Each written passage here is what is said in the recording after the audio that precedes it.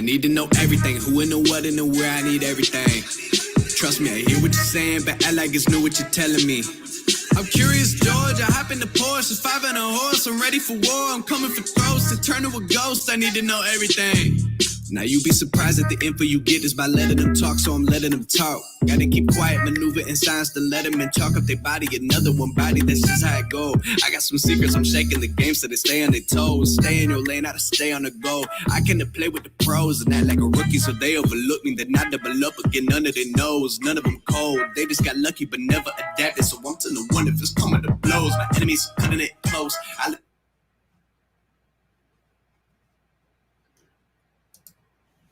Welcome to Startup on the Blocks. Hey Dale, how are you? Good. Fantastic. I appreciate you coming on tonight, and we are excited about having you on. There's a lot of stuff going on in the entrepreneur and startup ecosystem, and I figured it'd be great to have a guy like you on to kind of share some knowledge. And I'll let you introduce yourself in a minute, but I want to, for the new folks in the audience, I want to kind of give them an idea of what Startup on the Blocks is all about. So I'm going to go over a couple slides real quick so we can pass that information on, and then I'll let you introduce yourself. All righty. So yes, Startup on the Blocks is basically a weekly event that we do where we give founders, entrepreneurs, and people involved in the ecosystem opportunity to come together and network. And we also do, the second hour, we do best practices. And I wanted to give a shout out and thanks to our sponsors for Startup on the Blocks. And one of our founding sponsors is Gulf Power, and then recently we got a donation from the First Bank to support our pitch competition. Our goal is to do 4, but looks like this year we got 2 done, and we're going to start with another one maybe next month or early November there. But we want to thank Innisfree Hotels for sponsoring our first 2 pitch competitions.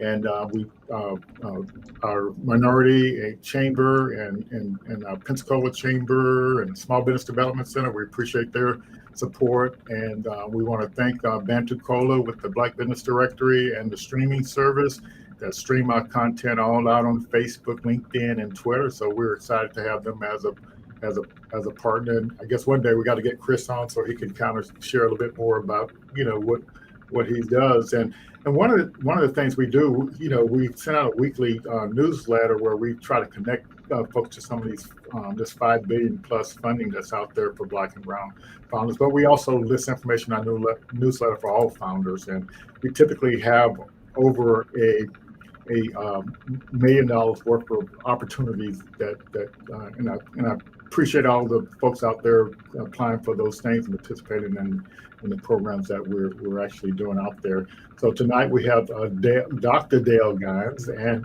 next week we have Ash. And I'll show one more slide. These are some of the mentors we use by Startup on the Block. So once we typically invite our pitch competition winners into our in-house programs where we do like a pre-accelerator, and we also have some tools that we allow them to use to help them work on their MVPs and just trying to provide them some continued support to move forward. All right, Dale, that's what Startup on the Blocks is all about. So typically, I've been following you and Rodney Sampson for quite a while now. We model everything we do after the guys you've been doing. So just introduce yourself and tell us a little bit about how you got into what you're doing there. Yeah, sure. So long story short, I grew up and still live in our Black community in Omaha, Nebraska. Roughly 13% of the population is Black in Omaha, where I live.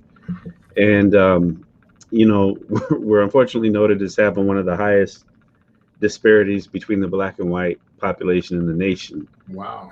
Very clustered, very segregated community. It's changed a little bit, but that's because of pre-gentrification in our community. So you see a lot of folks moving out because of declining houses and housing stock, disinvestment, all the things that folks that, have been to multiple Black communities are probably familiar with in one way or another. And so I kind of fell into banking early in my career because I was working at the newspaper while I was going through college doing classified advertising. And a buddy of mine said, hey, you can make a lot of money being an in-store banker. Wow. And that's all I had to hear. I mean, because I was getting paid like, I don't know, I was getting paid like $9 or $10 an hour. Okay. Maybe a little bit more. I had just had my first kid. I was finishing up my undergrad degree, and they're like $35,000 a year. And I was like, man, sign me up. So that really was my introduction into the world of banking and finance. Okay. And all of my banking experience when I was still in quote unquote traditional banking was in our mostly in our Black community, with the exception of 3 months, which was in our Hispanic community when I started. And so, seeing a lot of, folks from in finances and in the Black community, from, being an in-store banker to ending my formal banking career as a business banker, I was just like, man, this is just terrible. Oh. Because because I had been doing community development work since I was 17. So Wow. I always had a desire to do work to uplift the community in different ways, faith-based, non-faith-based. And then, then when you layer over it, when I was looking at the power of finances in a system such as ours in the United States, and then the challenges that we have. Like I tell people, I was telling the story the other day, like one month, when I was a personal banker, I took 30 loan applications and only got one approved. Wow. Right. Right. I almost got fired from Wells Fargo because I was getting heat from, I was fortunate because I was they were moving away from the branch president system into kind of this consolidated system like most big banks did. And so I had the last bank president in our Black community was a Black man, Cliff Perry, who really served as kind of like my first mentor and supporter. Okay. So I reported up through him, unlike the other business bankers who reported up through our AVP of business banking. And so the AVP though called a meeting because my numbers weren't looking great. And he's like, man, you got to get your numbers up. And I said, well, look, I said, I have to take four times the loan applications to get the same amount of loans approved as my other colleagues. And then when I get them approved, I get 1/4 the money. I get my entrepreneurs, my businesses 1/4 the money in my community. And so he was like, well, you can go out and sell in these other areas. And I said, well, then why do you call yourself a community bank and you put me in a community to sell in my community and then tell me I'm failing because I can't get the same numbers as the people who are selling outside of my community, where they clearly have, the business is clearly a better resource, all those things. Yes, I got you. And so I went on to run a small business incubator for a while, a microloan pool, where I had about 1.5 million in microloans, about a block and a half of property. Mm-hmm. Then I went to Habitat for Humanity. Before the Fed, I ran an organization called Area Health Education Center. And then I've been at the Fed for 10 years doing pretty much ecosystem work. Okay. Yeah, that's great. But I think that banking experience illustrates some of the biases that are out there. And by the way, our regional Fed person out of Atlanta here a couple of years ago, I told her about some of the stuff you were doing. I don't know if she ever connected with you or not. And I said, well, you all got any programs like that over here in the Southeast? And she said, no. No.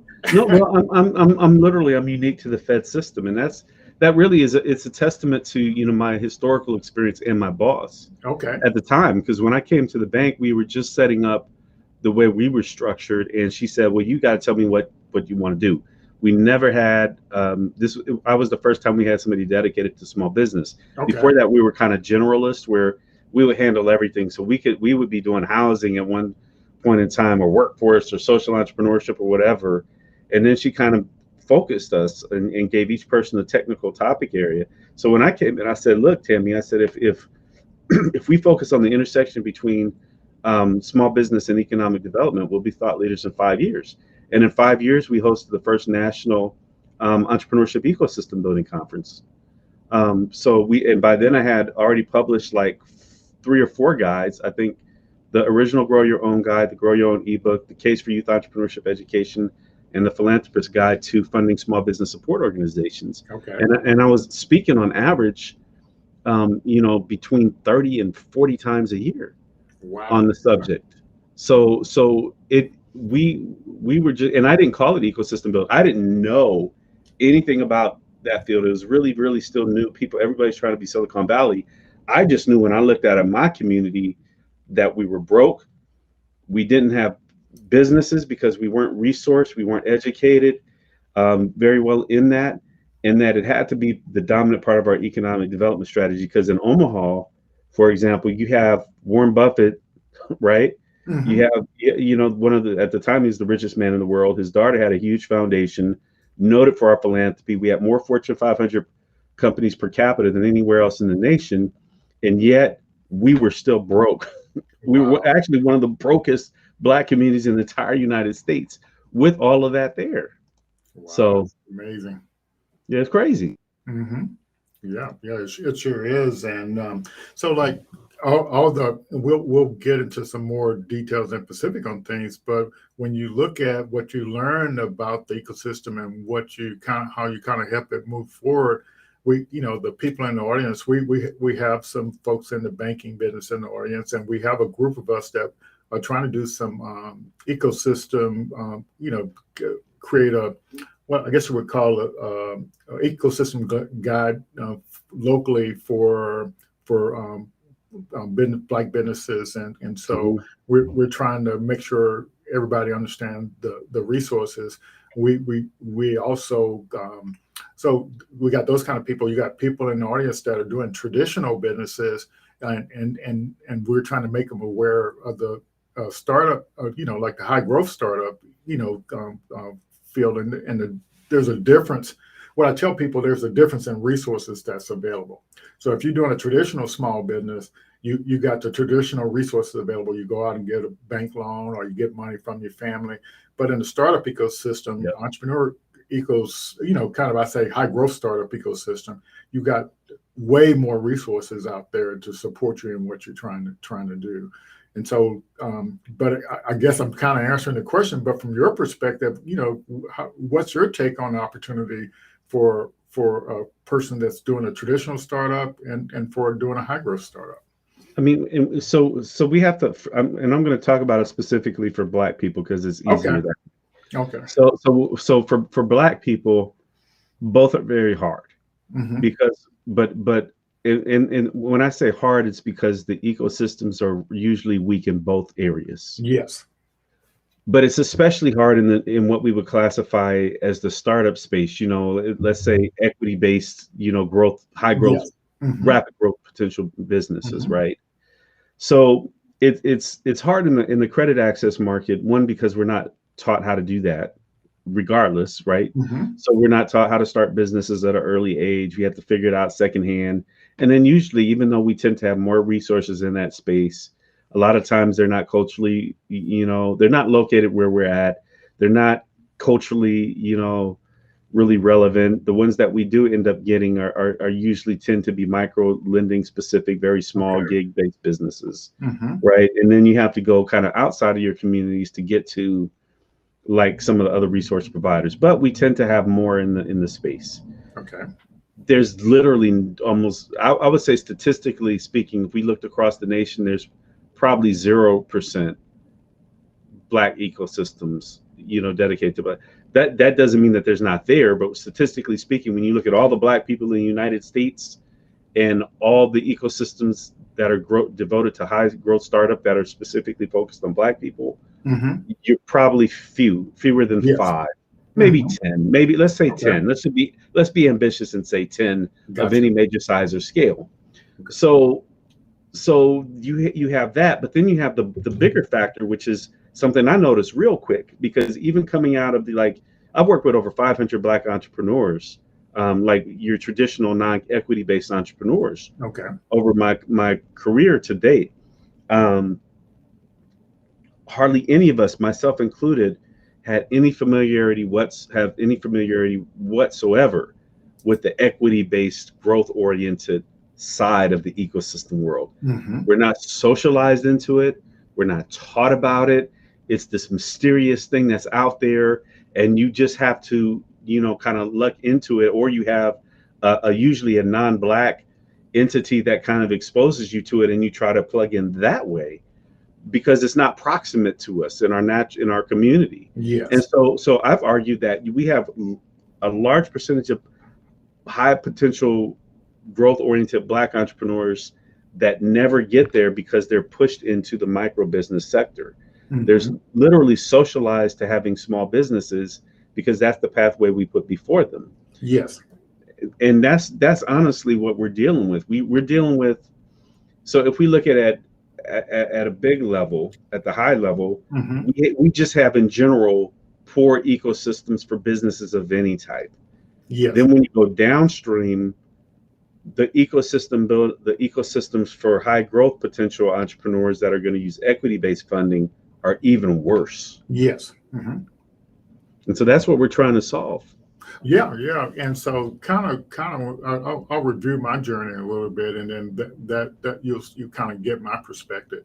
What I noticed, when just before I retired from the government, I was building a mobile platform for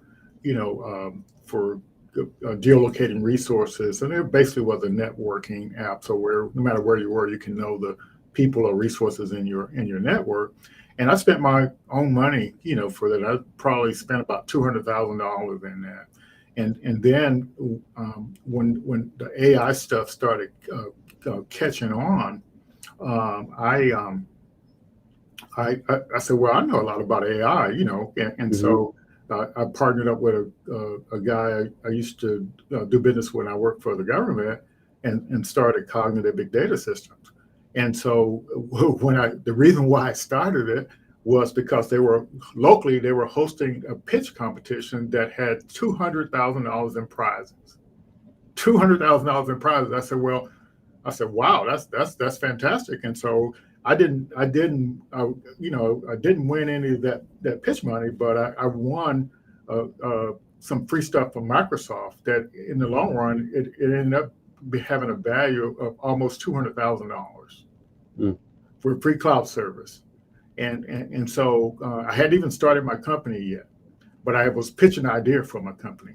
And then the following year, I started pitching my idea, and ended up at a pitch event where I blew up. I didn't do a good job, and then next day I came to another pitch event locally, and I didn't necessarily do a good job on that. But the lady who heard my pitch, she when they were starting a program for veterans over in Fort Walton, they were looking for veterans to be in their accelerator program. So this was an accelerator that was funded by CRA dollars. And so the guy called me up and asked me to put in an application, and I pitched my idea to him, said put in an application. And so I got in that program, and that's when I formed a company, because they were giving out a grant for $25,000 in that accelerator program. And so that was my introduction to the ecosystem. Non-equity based funding, no strings attached. And out of that program, I decided that I was going to use the corporate, innovation programs to fund my development. And so, I through those programs, I got about, close to 150 grand to work on my software, not giving up any equity. But in those programs and some other programs that you didn't have to be in an accelerator program, I literally got, around $300,000 worth of free, software services, including internet services to run my business.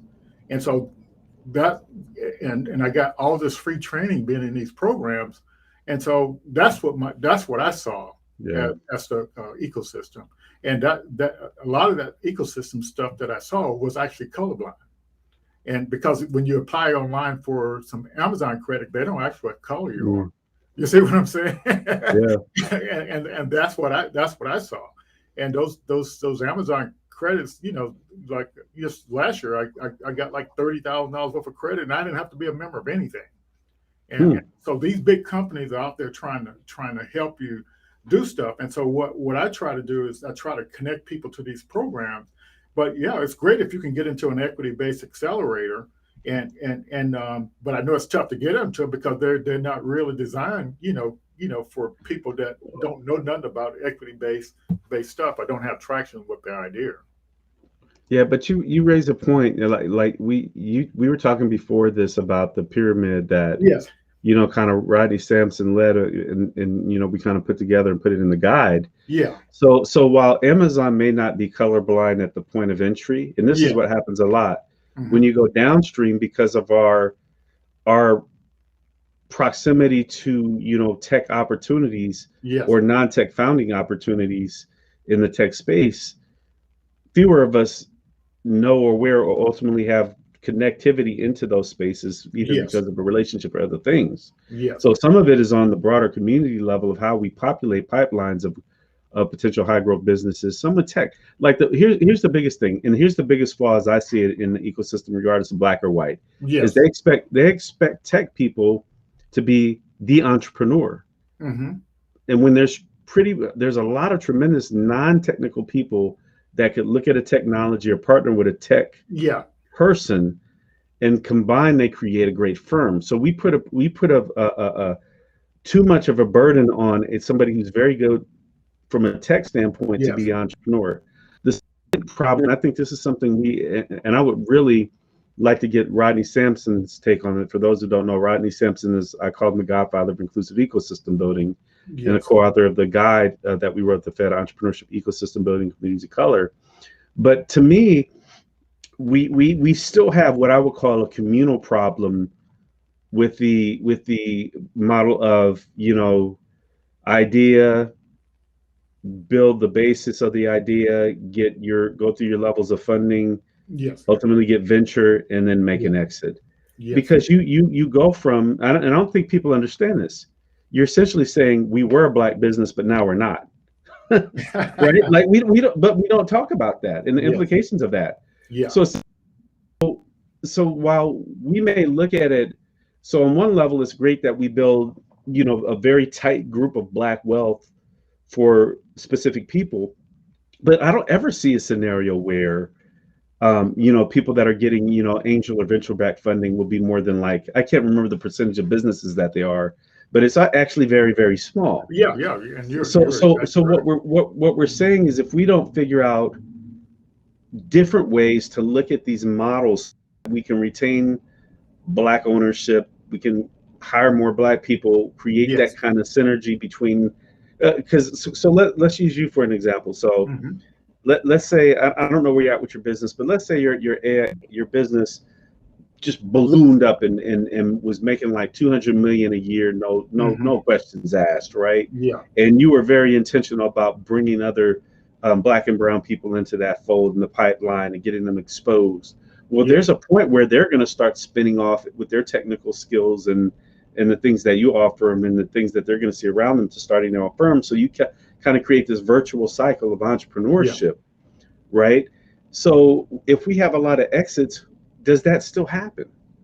So if I organize an ecosystem and I have 5 black entrepreneurs that go bananas and 20 that don't make it but do other things, which is perfectly fine too, and all 5 of those make an exit, I've enriched those 5 entrepreneurs and maybe their families, but has that really moved the needle in the black community? Right. And so these are the questions. These are the questions that I think we need to really put our heads together and say, okay, how do we organize an ecosystem that really is doing kind of like what happened in Black Wall Street and agreeing with Oklahoma back in the early 1900s, which is really create environments that are recycling dollars, energy, mentorship within a continuous process, so that we become self-contained.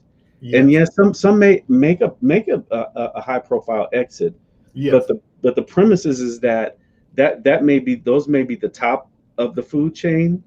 But then once we get down to the layers, we're populating every type of black business within the spectrums, going all the way down to gig workers. Yes, and I agree 100%. So, like, I want to mention this. You mentioned about the tech founders. What I found in my experience that in the programs I've been in, and even the guy that came up with the idea for this platform that we're on right now, non-tech founders, Yeah. and to me, it's the process that you use to build a startup, starting from that idea. And so my whole premise is you teach people the methodology. Yep. And the more people understand that methodology, the more people can be successful in building and creating their business. And I like your model that you and Rodney created, because if you're not aware of the ecosystem, you can't take advantage of it. Mm-hmm. And there has to be talent in that ecosystem. So you have to build the Black talent, to help you build your Black startup. And I think we do have to come up with an approach that allows the Black community to actually prosper in this whole approach, to participate in it instead of being adversely affected by it. Yeah. Yeah. Are you familiar with Catherine Finney and Digital Undivided out of Atlanta? I heard the term, but I haven't actually met her. Yeah. But yeah, So I know she's not there anymore. She kind of is doing something else now, but it's still in operations. But the big thing that they did was show the report at like 0.01% or whatever venture capital went to Black women. Yeah, I'm definitely familiar with that. Yeah, that's what got. But the program that she developed was actually really cool, which is really tech entrepreneurship for non-tech founders. And while she was their program was still having them do like I can't remember what it was called, but they had to do the basic design and use like what are the apps, Zappos or something, I don't know. Yeah, low code, no code. Yeah, and there was stuff to do. It was cultivating that. And so if we think about like, so we really limit our potential to produce kind of like scalable firms. And I'm not talking about necessarily about firms that are going to have high profile exits. I'm just talking about good, solid businesses. Yes. Because if we can get technical people in the room with innovative people who understand business or market opportunities and allow them to develop and co-create or create a methodology by which we could do that. Yes. Then the one thing about Black people that we know, if we go back through history, is we are extraordinarily innovative. Yeah. Because we've had, every step of the way, we've had a world opposed against us, and we figured out a way to not only survive, but considering what was being done to us, we have thrived. Yes. So how do we activate that back into the entrepreneurial environment is kind of what should be the main thing that we're trying to consider as we move forward, because you can't solve social justice problems by trying to solve social justice problems with social justice. Yeah.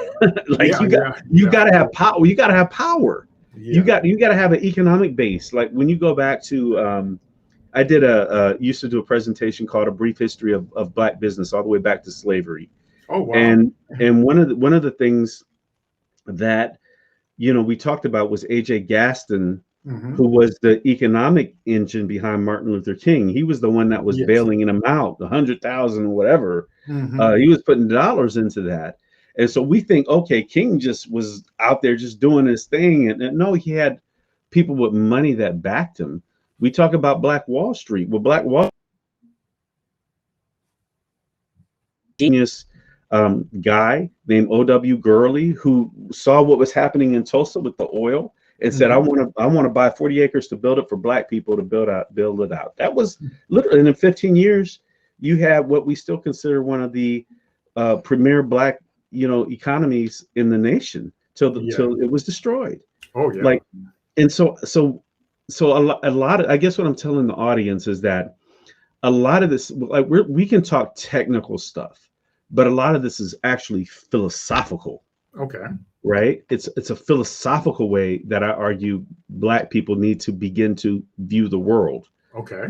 From the standpoint of looking at the foundations of how our economy works. Yes. Which is called a democratic capitalist nation for a reason, the power of the vote and policy, and the power of economics. We've over-focused, again, these are my opinions, on the Democratic side to the exclusion of our economic base, and we're seeing the implications of that in our communities. And if you look at it, the greatest threats to us have always been around the economy. Like from the standpoint of even why we were brought to the United States.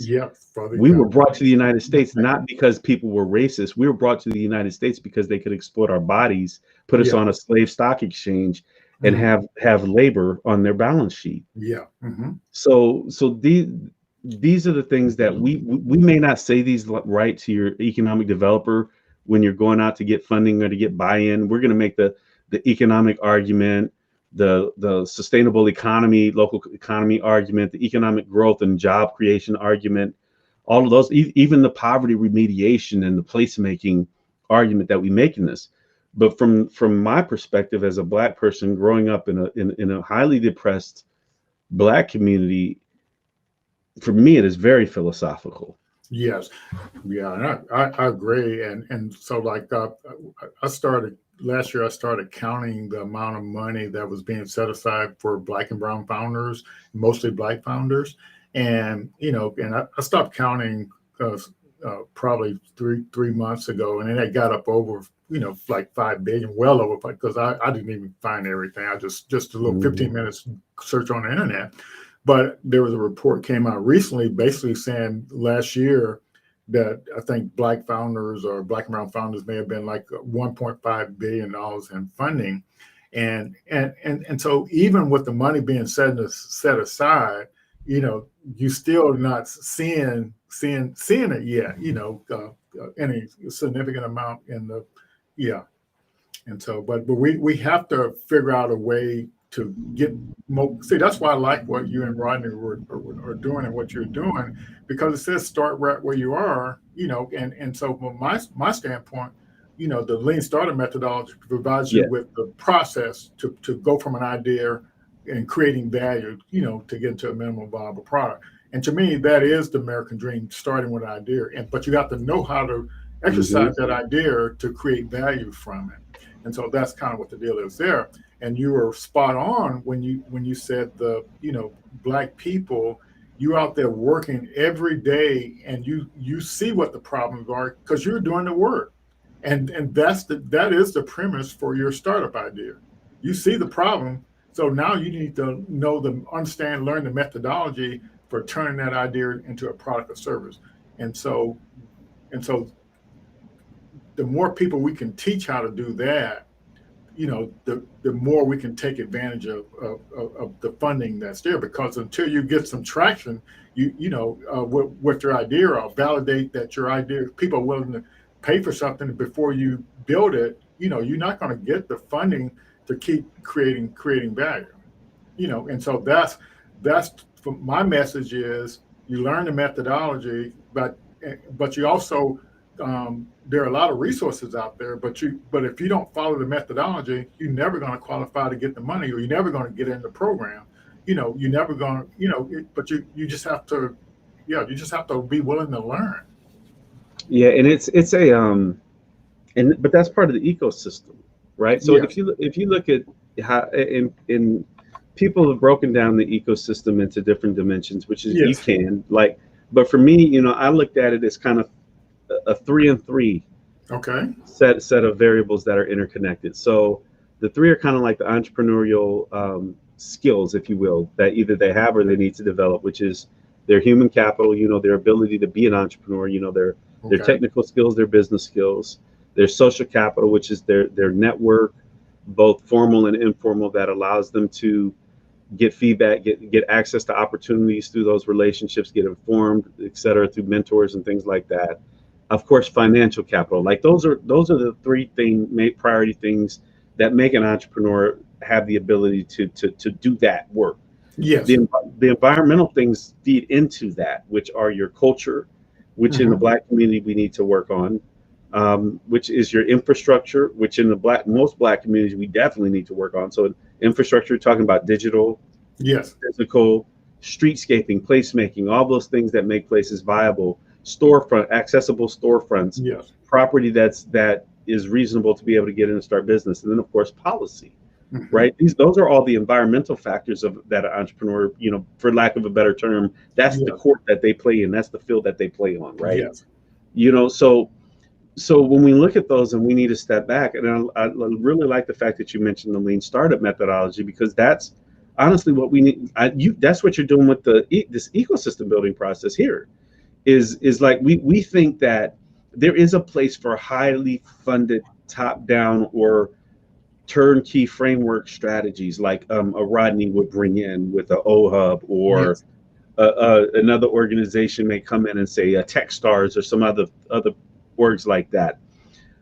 But I always say that while those are great and I absolutely support them, there's a lot of on the ground lean startup things that we can do. That's outside of the Fed. That's why I'm working on something called grassroots ecosystem building. Okay. So I'm doing that on my own, based on my dissertation and some other thoughts. Okay. Because it's like there's a methodology by which we can start these things that you can build with a low, startup rate, test it, adapt, move, scale, versus saying we need all of this to be dropped in at once for it to be effective. Because that's important to our community, but some of our communities just are not going to get the money to be able to do that, as we're seeing, even with all those commitments. Because I was doing the same thing you were doing. I had started creating an Excel spreadsheet and saying, okay, so PayPal said they were going to do this much, 500, right, over 500 million. But here's the thing: what I found is, first of all, they don't know how. Most of them don't know how. Second of all, most of that commitment was an internal commitment. Okay. Like, it wasn't, I'm going to fund Lloyd to build out the ecosystem in Pensacola. Right. It was, okay, we're going to deploy, this set aside capital for this group without any clear definition of how it was going to deploy. And honestly, I still believe that most of it was just virtue signaling. Everybody was saying the commitments they were making to Black people and Black businesses and Black equity based upon what happened with George Floyd, rest in peace. But again, if $5 billion was supposed to be deployed to our types of communities, where's the money at? Well, yeah, and so let's talk about that just briefly. And if you look at the stage chat, there's a question. Look under the stage, and there's a question there from Grover. But let me answer that question. Where's the money? So let me give you an example. So what's the name of the company? Western Mutual Insurance Company. They did 200 million for Black founders, for not people of color, Black founders.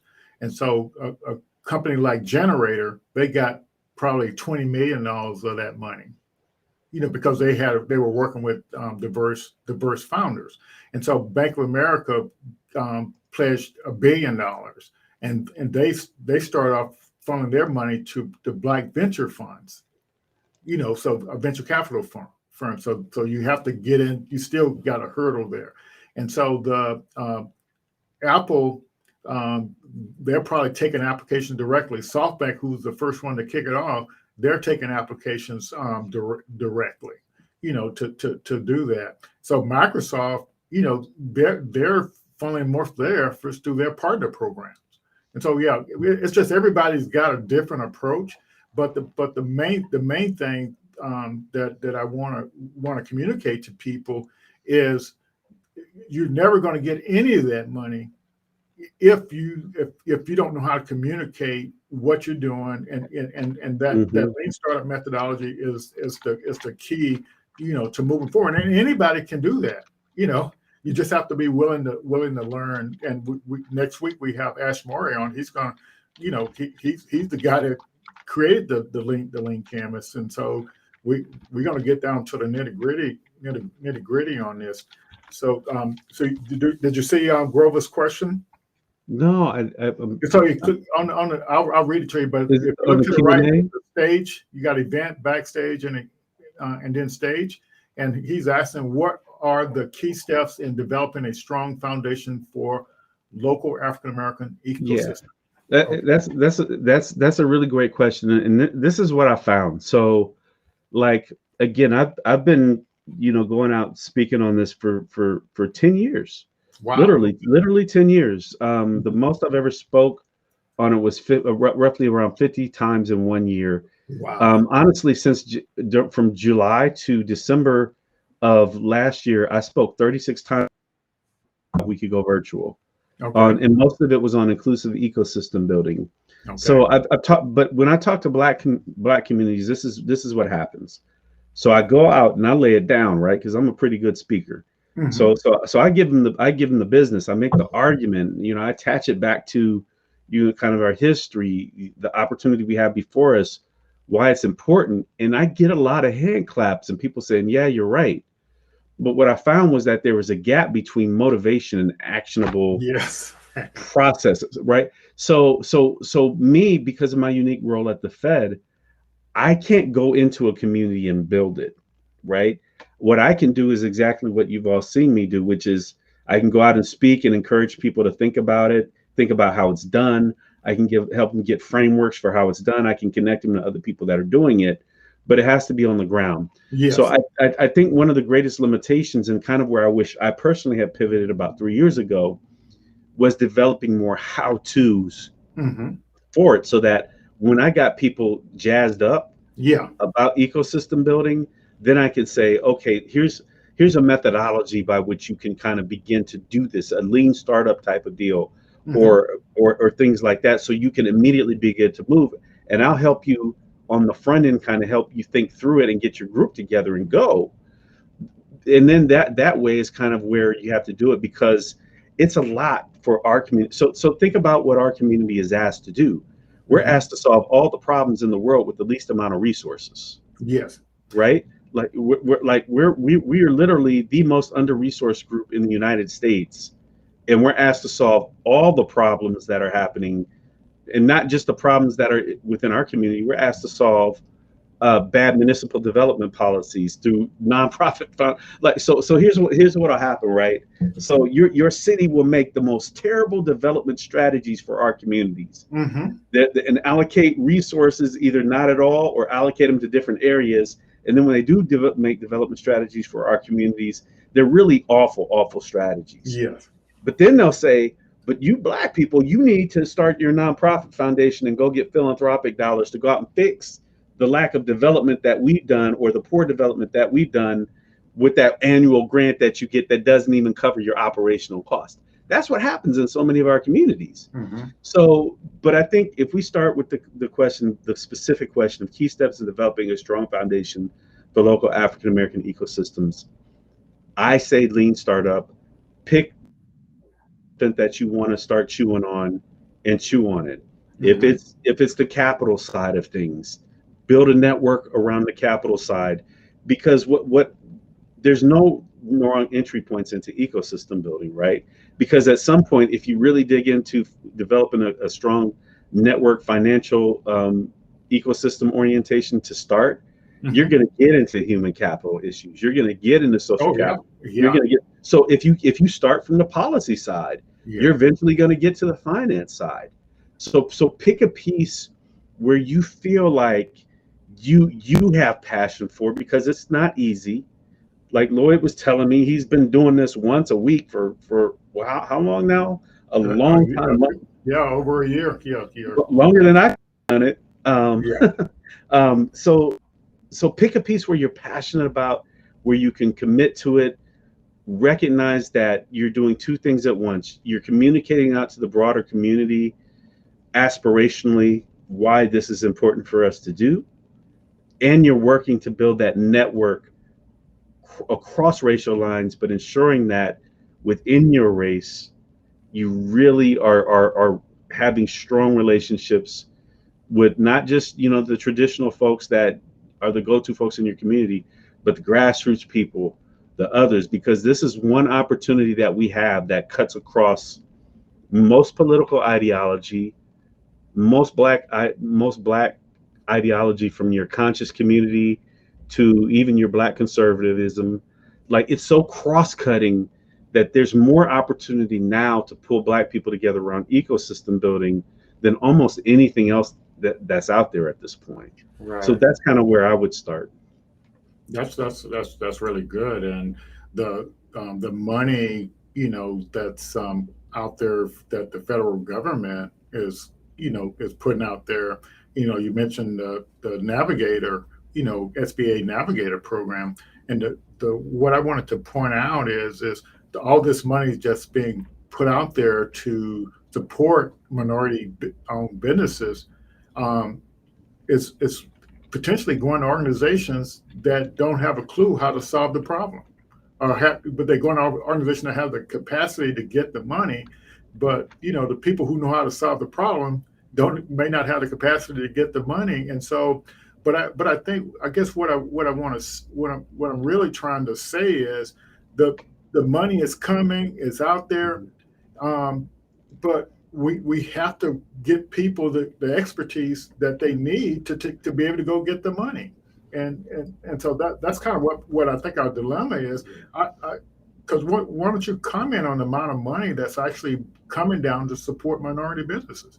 You got America Recovery Plan money.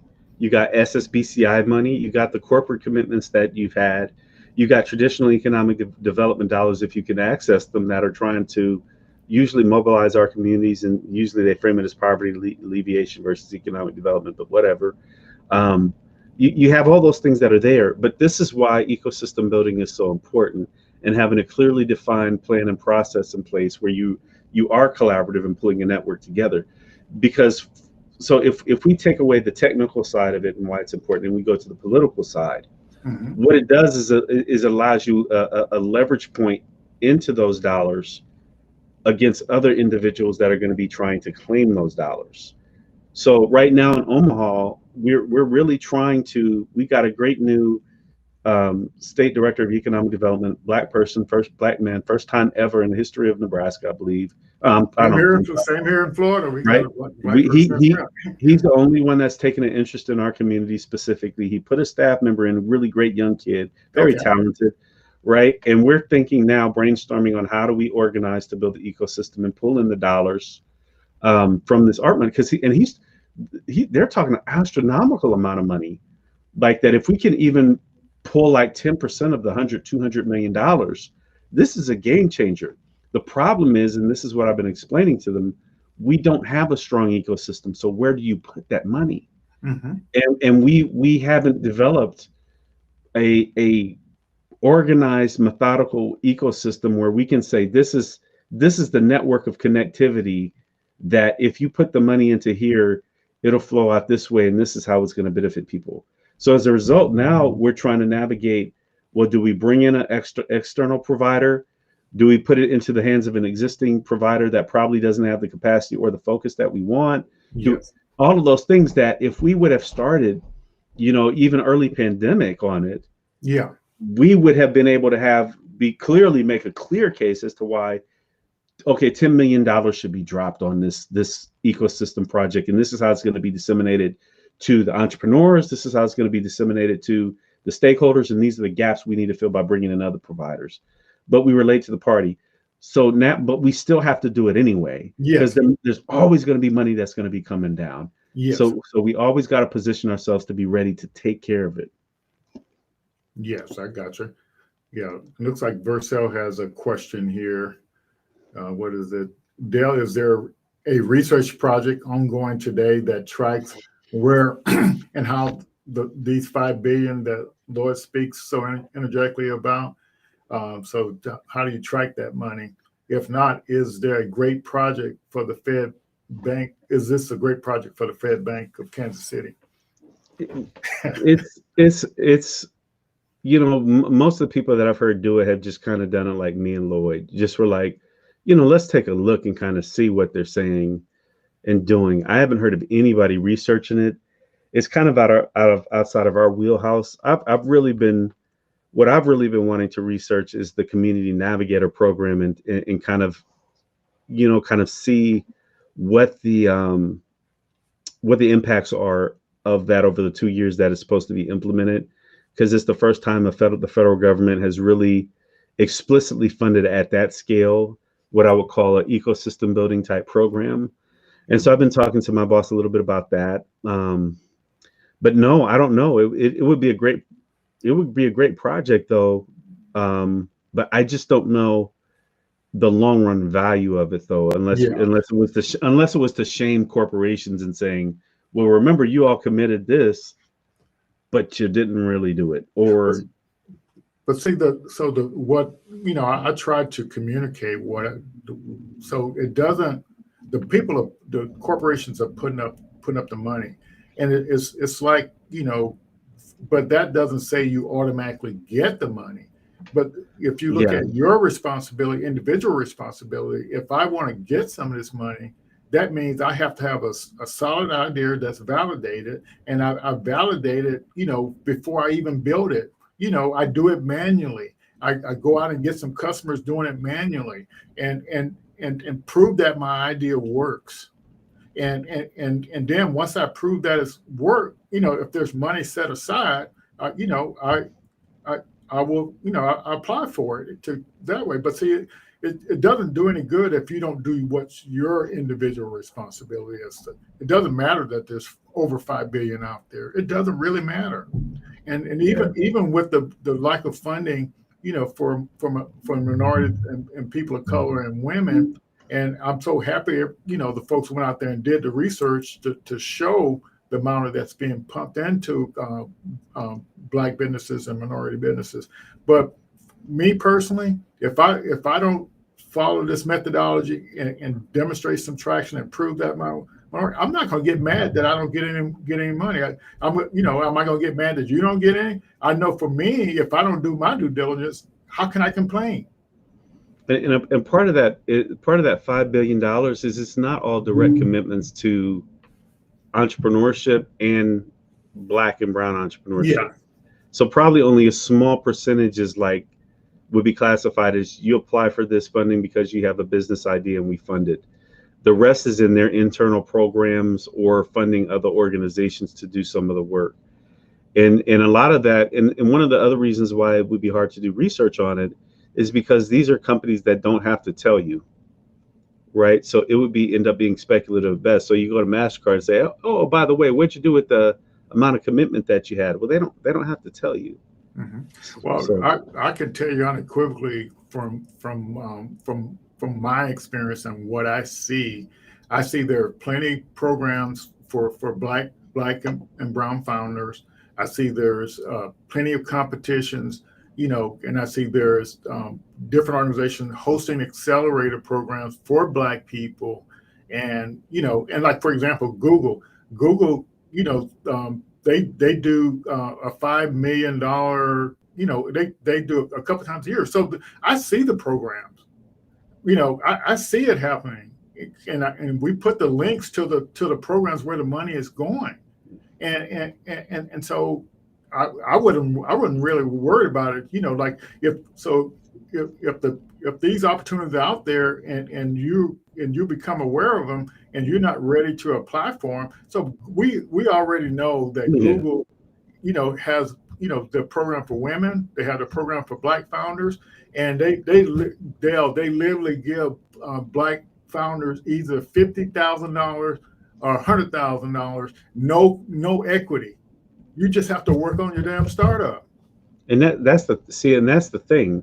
Like, to me, that would be a more beneficial research project is very focused programs that we know Black founders can access if they do XYZ, right? Yeah, and have a catalog of those versus looking at the big abstract $5 billion. But and I've never seen it. It would be great if you or somebody else could do it, where people could try to compile all of these very specific corporate funding for this work that a founder could say, if I do XYZ, I have a high potential of accessing this funding from Google or from Amazon. But even if I don't, I've set the foundation for equity-based or even credit-based funding because I've done the work. So we need to start at the work side of it first, because if we don't know how to do the work, then why would anybody give us the money? Yeah, and that's what my point is exactly. Yeah. And it's not to say that there is discrimination in the credit and capital markets. Well, we're not saying that that's not the case, but that happens if you have developed what you need to develop and do what you need to do, and then you should be getting it, but you're not. Yes, but if you haven't done the due diligence and really work to, because I always tell Black people, I'm like, your job in this whole process is to be the best entrepreneur you can possibly be within the resource constraints that you have. So, and if you do that, and then you don't get what is rightfully yours and everybody else is getting based upon that same criteria, that's discrimination. Yeah, But that's flat out if you're discrimination. not, then that's something we have to take that kind of responsibility on ourselves to change the way we see business, to change the way we see our communities as an economic unit, ourselves into being better entrepreneurs. Yes. Yeah, and they're like for that Google example, they're going to be announcing the next round any day now. They're going to be announcing the next round for people that's going to get that 100,000. This is the third time in a year that they're announcing who's going to get that 100K. And and so, but what I try to tell people is you have to get an ecosystem and get known in the ecosystem, that relationship stuff you were talking about. And I can honestly say the pitch competitions that I won, I pitched my idea, but the people knew me. The people knew me in those pitch competitions. That's how I was able to win. If they didn't know me, it's all based on your work you do and the reputation you do. And you have to, and even when you submit applications and get turned down, you're still making people aware of who you are, and you start participating. So like we have a young lady here in Daphne that, Takesha Sonogo, she's was one of the Black founders that got involved that was able to get in that Google for startups for Black founders. And I don't know whether she got 50 or 100K, but the bottom line is her connection to that money. She told her story. She got connected into a program up in North Carolina, the Underground something, and that program was connected with Google for startups. And then she got in another program that was also connected. So she became a known quantity. And so when they were selecting the people and she put in an application, they know her. I can put in my application. They don't know me because I haven't been to those programs. You see what I'm saying? It's all about the relationships and building your credibility in the ecosystem. Yeah. So that, Lloyd Jr. wants to potentially comment on the monthly conferences that the Federal Reserve Bank has been hosting about racism, like in education and entrepreneurship. This is really Fed, and it was initially established and started by three of the Fed regional banks, Minnesota, Atlanta, and Boston, and then all the other banks, ended up participating on in some way or another. So I specifically was the one that led the charge on the small business session that we had a while back, because when we initially came out, we had a couple that were scheduled, and we weren't going to make it. It wasn't originally intended to be this many, sessions of it. Yeah. It was originally like, I think something like that. And I came in and said, we can't really talk and not talk about small business ownership. Mm-hmm. It's very important if we're talking about. We talk about, the role of small businesses and the restriction of small businesses, and so that kind of got us in, and we tackled a lot of different issues at this point. And of course, it's high level because you can only do so much in like the hour and a half, or however long that they were. But it is, in my opinion, it is one of the most significant things the Fed has done in the racial equity space since I've been at the bank, probably ever, because we normally don't take public facing stances like that. And so for us to go out and say as a system that, yes, we recognize that systemic racism has had significant implications on the economy as a whole and within specific people groups, to me was a huge thing. And my hope is that we continue to do deeper dives into that form of analysis versus just traditional macroeconomic analysis when we kind of do research. Yes, and what I would comment on what the Fed is doing there, if Lloyd Jr., I'm not sure if you can find that link to the research page. I don't know if you know what the research page is, but it lists all the different documentation, all the research that's been done behind each of those workshops. So that one website link you can learn everything you want to learn about the racism in America, and that's all the research that's been done to prove the systemic racism. I mean, it's literally amazing to have that kind of resource out there. So if you really want to learn, and to me, all these programs that this new money is coming out with, if you don't understand how we got to where we are, how can you come up with a solution? If you don't admit that the reason why we're where we are and why Black businesses need this help, you're never going to. If you don't admit what is based on racism, how are you ever going to solve it? Yeah. And there's some more comments in the thing. I'm not sure if you see it. Brian is saying a challenge that I see for small businesses is for them to understand the value of dedicating their time and resources to obtain the awards. It is also the ability to keep trying after an obstacle of not winning on the first try. Well, for us, entrepreneurship, here's the thing, and this is the argument that I was making in the case for youth entrepreneurship education is entrepreneurial is a mindset, and that mindset is valuable even if you go into the labor market. It's valuable because it teaches you how businesses work. It's valuable because it teaches you abstract thinking and critical thinking. It's valuable because it is saying you have to put the pieces together to kind of fail in your business.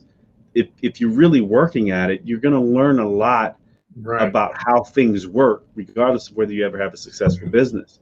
And so that's kind of the secondary benefit to our community by really advocating for better and more entrepreneurship. And it's part of something that's embedded in our culture, is that it does all of these secondary things that are very, very beneficial outside of the economic growth that it's going to give us and the independence that it gives us will give us in our Black communities.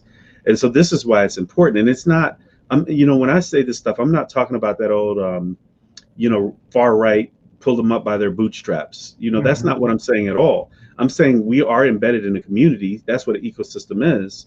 But that within that community, each of us have a responsibility within that community for ourselves and the community. So entrepreneurship to me and ecosystem building in our communities is actually a communal thing. It's a Ujama thing. It's a I'm going to do this not just for me and to get money, but for me to make money to benefit my community and my family so we can continue to pay it forward. Yes. Mindset. So I want Black excellence in entrepreneurship, not simply to make the next generation of Black millionaires or billionaires, but because they will be part of our community if we do it right.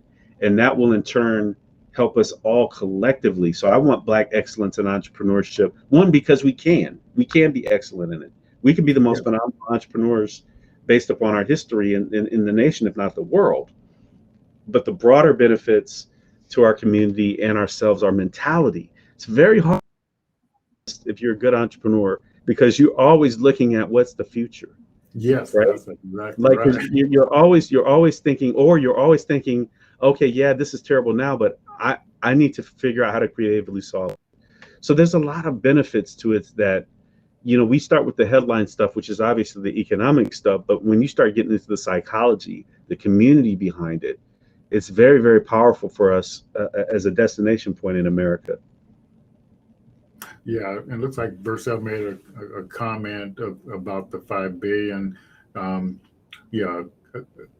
I think, it's definitely, and to me, I use that $5 billion as a carrot to maybe get people to take some action. But if you're right, if the mindset is not there, you're not going to take any action. You have to realize that mindset.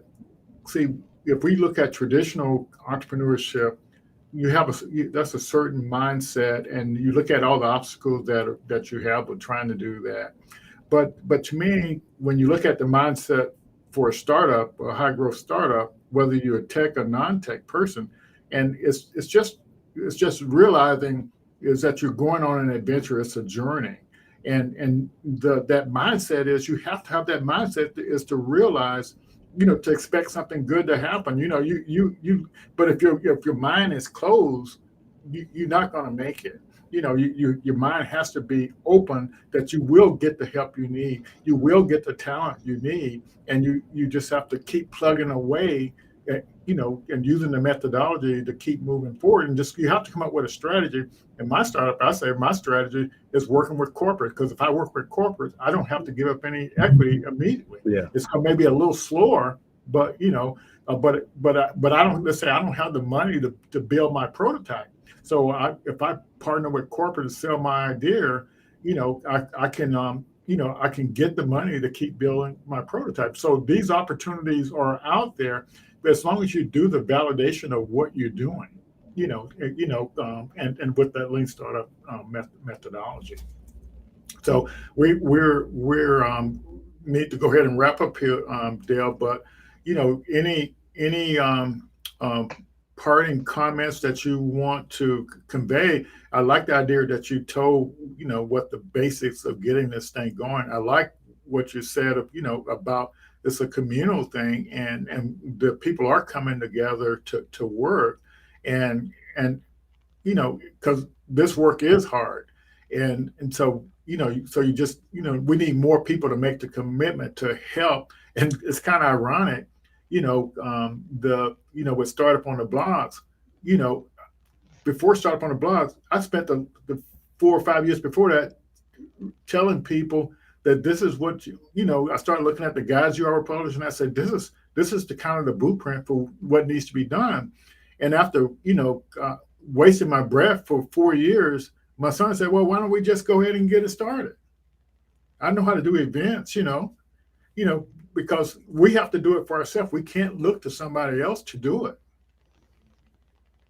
Yeah, I mean, I agree. Yeah. And so you got any parting advice for us? I just say, for the entrepreneurs, that'll be watching this an hour later, you have an ecosystem that you have. Unfortunately, it's probably not that great. But focus on perfecting your craft. Yes. You gotta balance out between working in the business and working on the business, because those are two different things.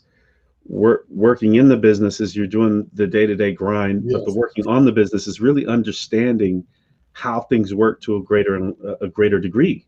Yeah. Right? And that's where you're looking through your networks, trying to find your mentors, taking advantage of classes, free or paid if they make sense, plugging into the resources that are there, and leveraging them to the degree possible so that you can make your entrepreneurial process more efficient. For us that are entrepreneurs and that are working on the ecosystem, or people that are working on the ecosystem in general, remember it's about relationships and connectivity as the foundation of it. Right? Mm-hmm. You can't overcome that simply by having a new program. You have to start connecting the dots, leveraging the relationships, and knowing that there's a great network at the base of it that is exchanging information, connecting and plugging people, paying it forward, developing, putting mentors and mentees together, pointing people into a lot of stuff like Lloyd shared, where you don't know about the Google. Lloyd in the network of the ecosystem may be able to plug in, or 1 degree of separation from Lloyd. Somebody say, oh, you want to know about that Google stuff, you can go talk to Lloyd. Like, that's the basis of it. That's the foundation. So at the bare minimum, things like this are vitally important. Having coffee with people are vitally important. Getting in the room with your economic developers and policymakers, understanding what they're doing, letting them get to know you, trying to have the conversation about what you all in the ecosystem needs is vitally important. And we overlook that because we always think we have to build the next new program. But yes. The new program that we need to build is already there, which is our voice. Yes. and picking up the phone or sending a text or sending an email and saying, hey, let's chat. I don't know you, but I would like to get to know you and kind of see what you're doing and let you know a little bit what I'm doing. That's the core element. And start there. And then we start looking at where we do have opportunities to scale things in the ecosystem or build into the gaps. Mm-hmm. Then we do it, but we already have the foundation of relationships. Yeah, so that's kind of what I would like to depart on, and leave you with your audience. Yeah. So I ditto that, and I'm glad you landed there. And networking leads to relationships, and so that's why we want people to, join in what we're doing, so you can literally network and, and limit your chance of getting COVID. And then you can build relationships and get connected to those resources to build your startup. And that's basically it. And so, yeah, I can say honestly, Dale, we appreciate what you're doing. We appreciate you putting the word out there, and I personally admire you for what you're doing, and we're going to keep working down here to make it happen. Leverage the information you're putting together for us, and keep moving forward. All right, appreciate the opportunity. Okay, all righty. So we want to thank all of you all for participating out there, and we want to give Dale a hand up thanks and a shout out. And so y'all connect with Dale on LinkedIn, and he's right out there, and follow him, and you'll learn a lot about ecosystem development. Thanks a lot, Dale. We'll catch you in the future. Thanks for spending some time with us. Sounds good. All right, thank you. Bye, everyone. We'll see you next week for chatting with Ash Maria, and get into the key details of the Lean Startup methodology.